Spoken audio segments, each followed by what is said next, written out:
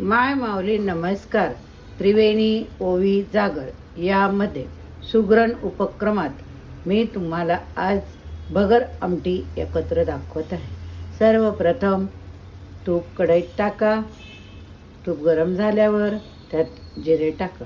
नंतर भगर धुवून 1 वाटी भगर असेल तर त्यात 5 वाटी पाणी घेणे व भगर व पाणी एकत्र केलेले तुपात जिरं टाकल्यानंतर ते त्यात टाकणे.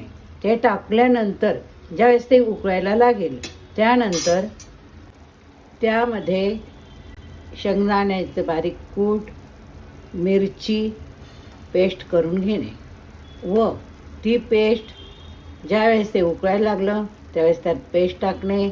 नंतर त्यात गूळ, आमसूल व मीठ टाकणे व पाणी जे आपण मिक्सरमधनं चटणी वाटलेली आहे त्यात परत पाणी टाकून थोडे पाणी टाकणे. अशी पातळ भगर आणि आमटी हलवत राहणे आणि 5 मिनटं झाल्यानंतर ते जवळपास घट्ट होते.